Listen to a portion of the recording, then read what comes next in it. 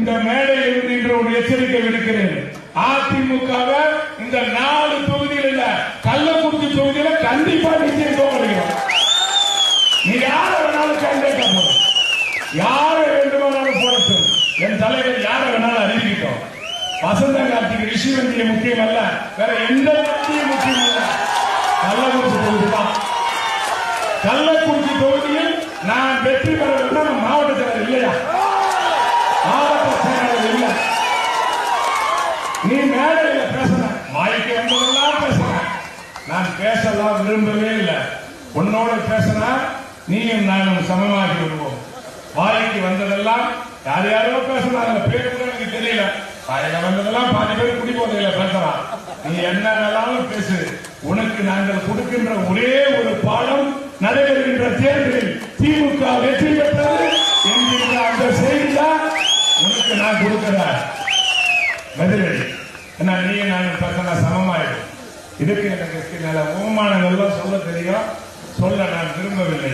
ஆகவே வருகின்ற தேர்தலில் திராவிட முன்னேற்ற கழகம் 10 ஆண்டு கால 5 ஆண்டு கால ஆட்சியில், கடந்த 10 ஆண்டு கால ஆட்சியில் இந்த தொகுதியில் நீங்கள் செய்ததை விட 200 மடங்கு 5 ஆண்டு காலத்தில் திராவிட மாடல் ஆட்சியை நாங்கள் செய்திருக்கின்றோம்.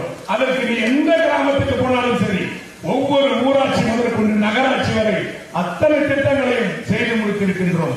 கள்ளக்குறிச்சியிலே பாதாள சாக்கடை திட்டம், அதே போல் சாலை வசதி, நீங்க இப்படி ஒவ்வொரு ஊராட்சியிலும் ஒவ்வொரு பகுதியிலும் எடுத்துக்கொண்டால் அத்தனை திட்டங்களையும் நாங்கள் செய்திருக்கின்றோம்.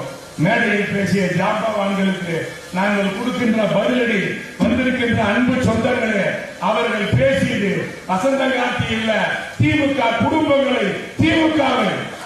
அப்ப நம்ம அவர்களை விடலாமா? மானம் ரோசம் உள்ள திமுக வீட்டுக்கு விட்டுறாம முன்னாடி நீ வா, ஓட்டு கேட்க வா.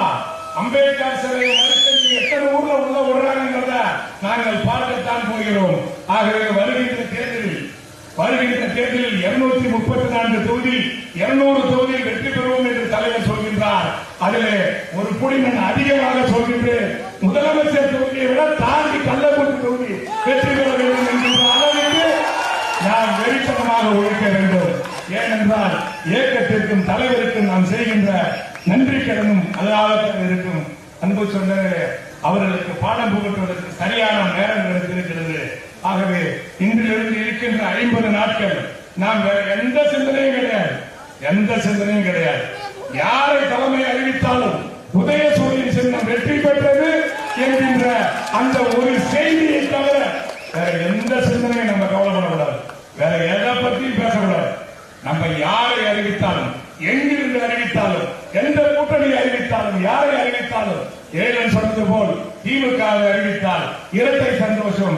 ஆகவே நம்மை பொறுத்தமட்டில் தலைவர் அறிவிக்கின்ற வேட்பாளரை வெற்றி செய்வதற்கு பாடுபடுவோம் என்று கூறி, உங்களிடம் குறித்த நேரத்தில் கலந்து கொண்டு வந்திருக்கின்ற அத்தனை பேருக்கு மீண்டும் ஒருவரை நன்றியை கூறி விடைபெறுகிறேன். நன்றி, வணக்கம்.